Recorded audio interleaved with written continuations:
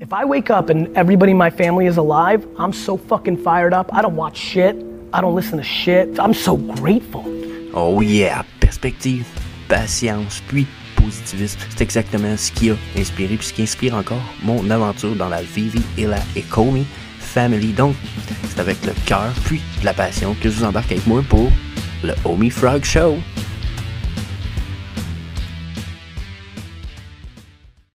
Hey, salut la gang, c'est Jess pour le Homie Frog Show épisode 32, votre épisode où on regarde à tous les jours, 5 jours semaine, le Bitcoin, le Homie et puis les Homie Burn, peut-être un peu les Homie News une fois de temps en temps, mais on fait le tour de tout ça ensemble, donc yeah, that's it.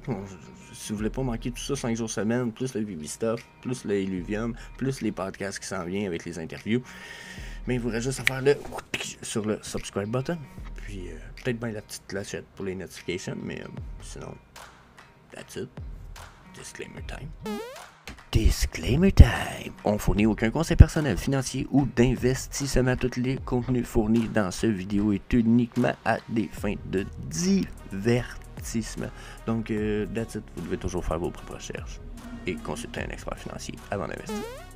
Donc, on va commencer avec les Homie Burn. 42 millions de burn de fait hier, donc quand même intéressant, ça nous monte à 62,9 milliards de burn, on s'approche du 63 milliards rapidement, on fait ça, c'est clair, cette semaine.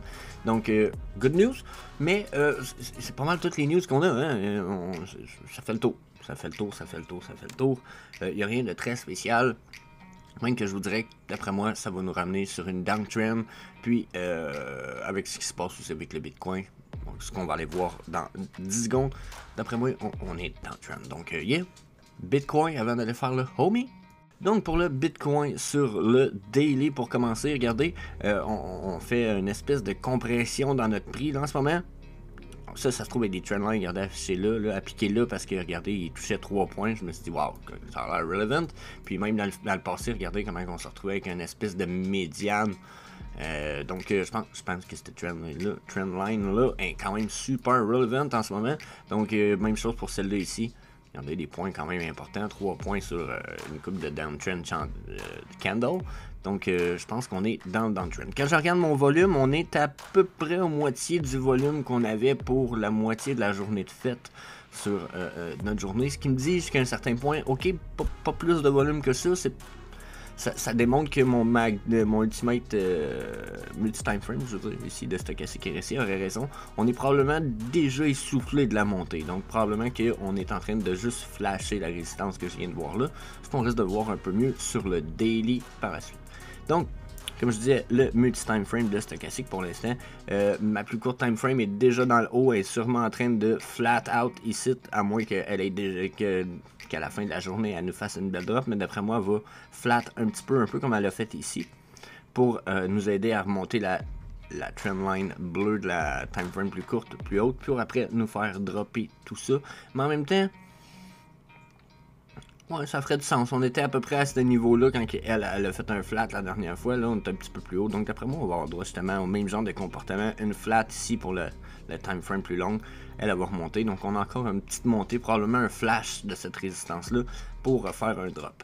Là, vous allez voir, c'est le 4 heures. Hier, pour ceux qui ont suivi le Homie Frog Show, hier, j'ai fait un paquet de barbeaux sur le 4 heures. Puis vous allez voir, quand on va aller voir ça tout à l'heure, c'est très drôle. Je pensais les avoir effacés. Je les ai laissés là. Donc, ensuite, pour ce qui est du MACD, encore une fois, on est en uptrend ici sur mon histogramme, volume d'histogramme de MACD. Par contre, on est quand même pas en super bullish. J'ai pas l'impression qu'on est en train de faire des affaires là même. J'ai l'impression qu'on est dans une vague égale ici, comme ça. Là. La prochaine risque de me donner l'impression qu'elle sera pas bien plus haute non plus. Mais bon, ça reste à voir là, peut-être qu'on va repartir pour une super uptrend ici, ça va être à voir. Je sais qu'ici sur le MACD, on voit quand même un bon écartement entre ma médiane et ma ligne de MACD. Donc ce que ça me dit, c'est que possible uptrend, malgré le fait que, comme j'ai dit dans le passé, regardez ici ma long time frame dans mon Stochastic RSI, elle n'a pas touché le bottom ici. Fait que moi, c'est que je pense qu'il s'en vient, c'est qu'on monte ici avec les courts time frames. Mais qu'on crash, ça va juste nous faire dropper celle-là, puis là, elle va tomber vraiment dans le bottom, puis qu'on va avoir droit à un vrai flash ici, avant de revoir une uptrend. Mais ce bottom-là, ce drop-là pourrait être majeur et drastique. Alors, regardez la dernière, elle a l'air de quoi? Quand on a commencé à traîner, là, on était déjà en downtrend, mais regardez quand même. Regardez la dernière, c'était quoi là? C'était ça ici. J'aurais dû le MACD un petit peu. C'est une belle drop là. Hein? Rep là, et jusque là, faut avouer que, regardez quand ça a commencé à dropper, là, on était ici pour la courte time frame, celle-là. Puis en plus, il partait pas mal moins haut, là, mes time frames plus courtes, là, ils partaient pas d'en haut ici. Là. Donc si j'ai les deux qui réussissent à monter en haut puis qui tombent en même temps, après moi on pourrait avoir une espèce de crash boom, un peu comme là, mais ici.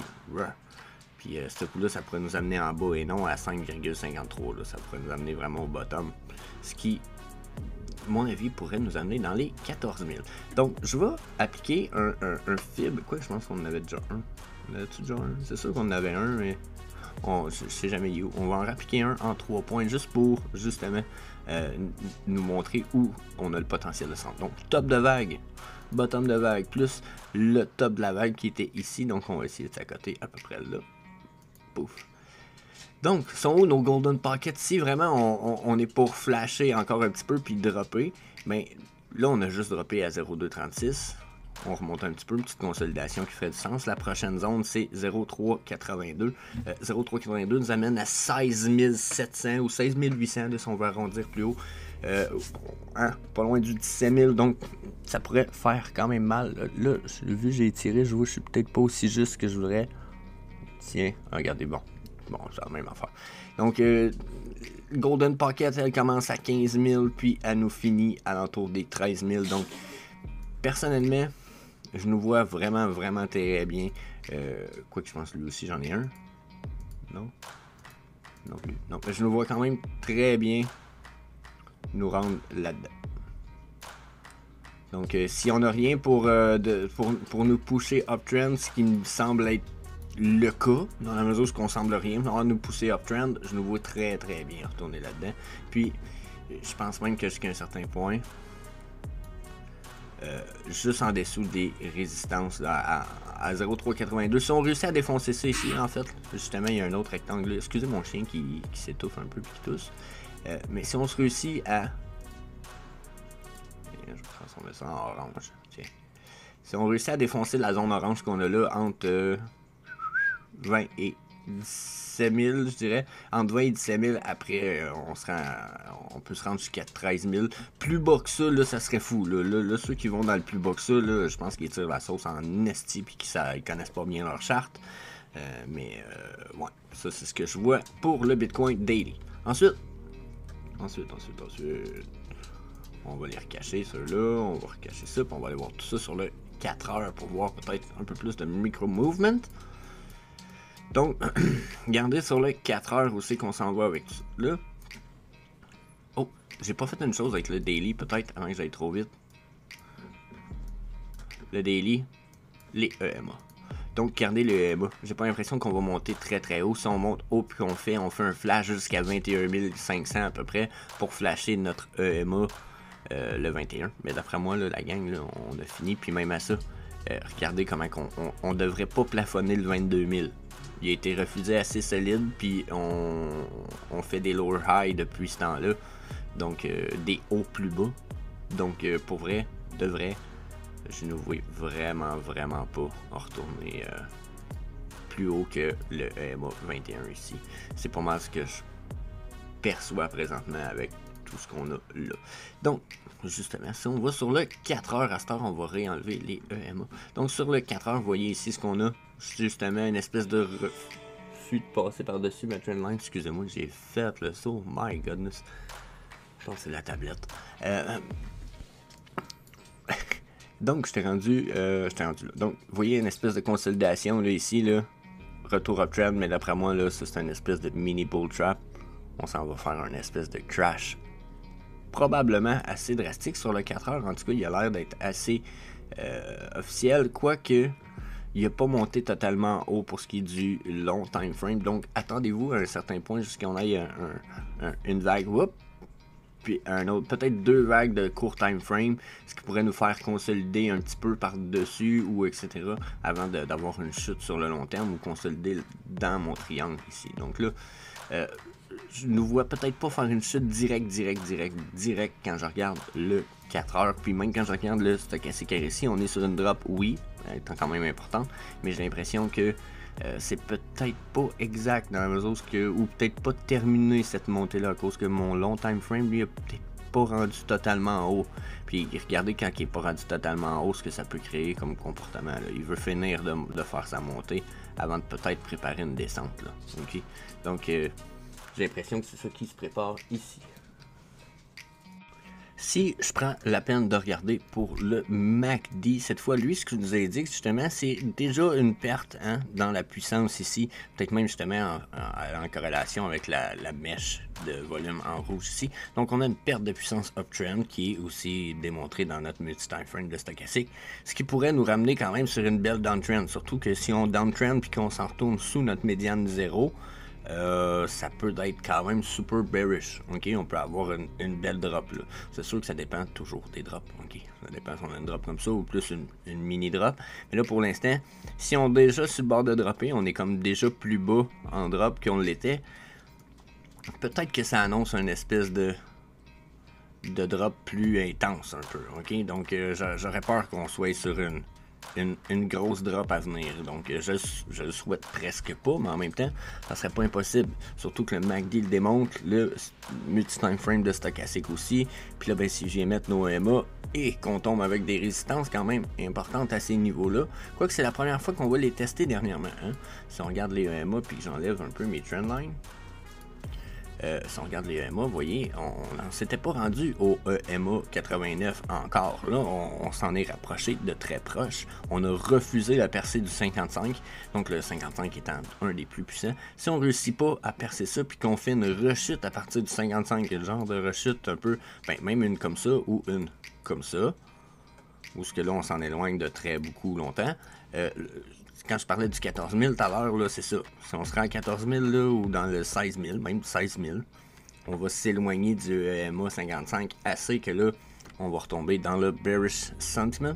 So, à vérifier beaucoup parce que pour l'instant, moi déjà je l'ai dit, tant qu'on ne retourne pas au moins consolider solide, confirmer une consolidation, c'est plusieurs jours, ça des fois ça peut prendre une semaine.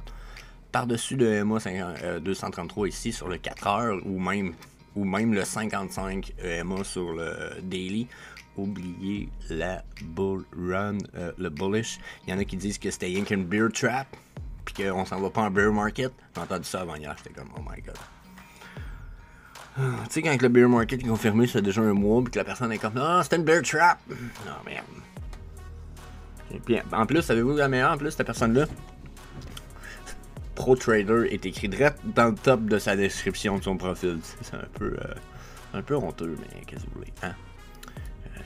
Ça a l'air que c'est comme ça dans le domaine de plus en plus. Donc, ceci étant dit, on a fait le tour de Bitcoin.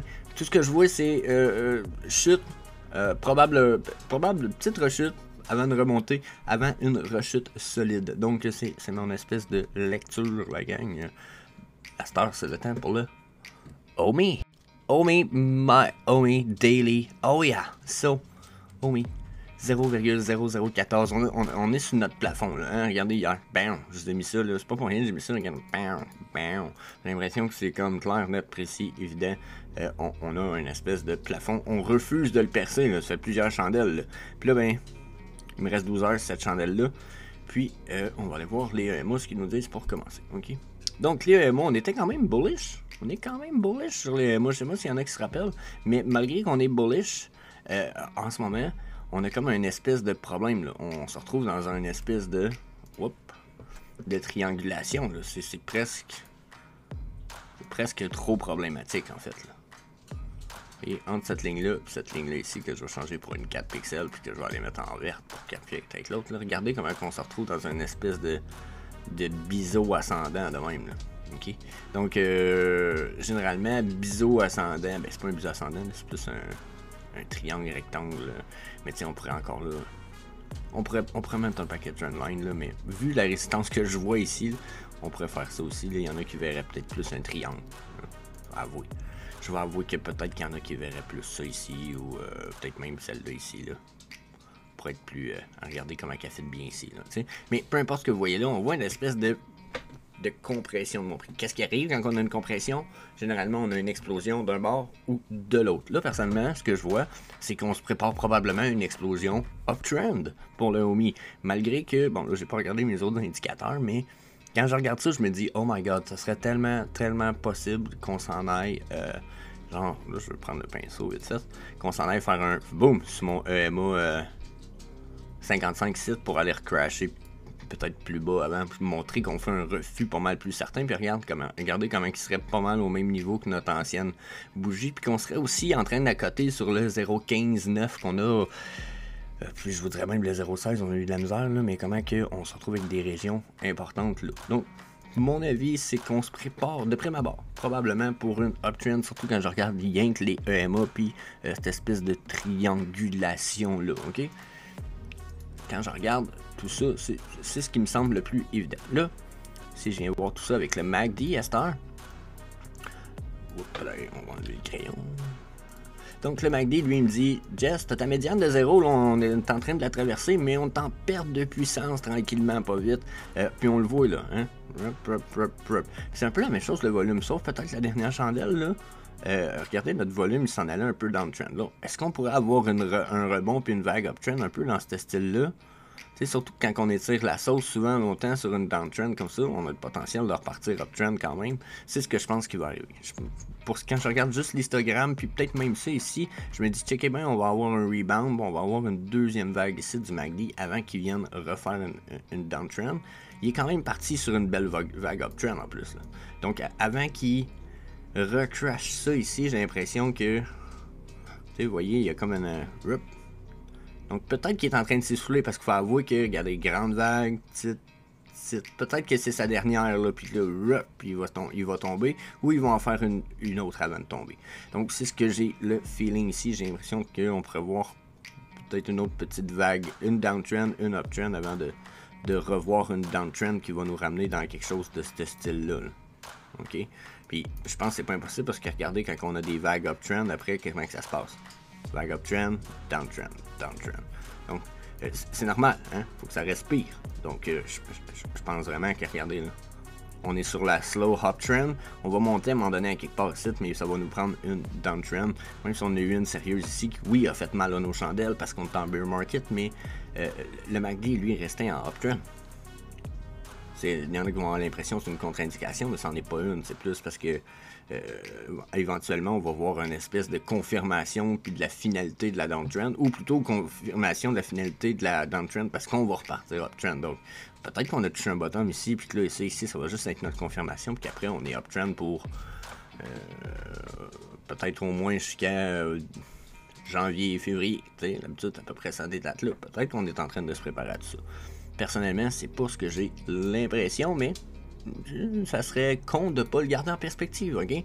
Donc, ça c'est une des choses hein, sur la chaîne. Je vous lis les chartes, mais je vais arrêter de dire je vous prédis puis je vous dis qu'il y a des prédictions, c'est ridicule un petit peu, je trouve ça con, on n'est pas des Nostradamus ici là. L'idée c'est de nous partager nos lectures, ok? Ce que je lis, faut que je sois capable de lire l'inverse pour avoir une belle perspective, parce que sinon je veux pas être un moon boy ou un, tu sais, je veux rester dans le positif, mais je veux pas être un moon boy. Oui, moi je pense qu'une pièce c'est possible, mais je veux pas qu'on en parle, je veux pas qu'on embarque sur le sujet. Je pense qu'on va parler de 10 cents puis de 1 cent bien avant. Puis il y en a en ce moment à 5 cents qui sont multimillionnaires.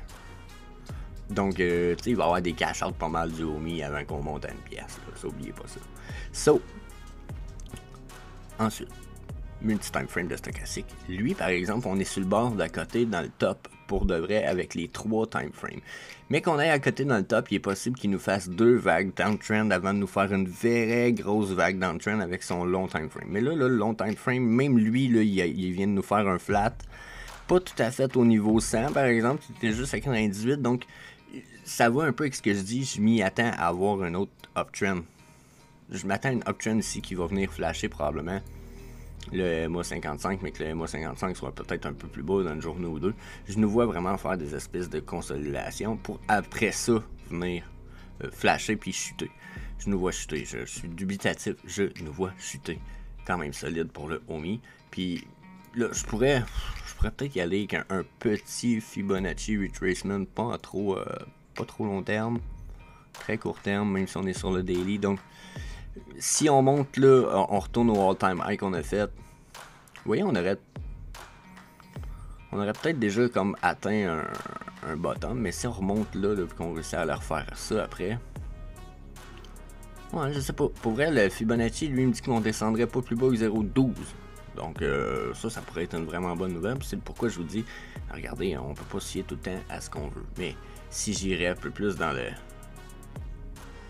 ce que je pense qui serait un bon Fibonacci retracement en ce moment, je pense qu'on s'en irait plus vers le 0,0. Ah, ça ferait mal. Non, je ne vais pas étirer la sauce jusque-là, mais je pense que le 0,09, 3,0 après la virgule avec un 9 serait sûrement un plateau à évaluer. Et il va y avoir des millions de dollars d'achats de fait à ce prix-là, okay, de OMI. Puis il y a des whales qui attendent que le prix drop d'un autre zéro. Ça a été dit dans un des podcasts des vidéos de Randy Chavez, qui parle avec beaucoup de whales. C'est le cas là.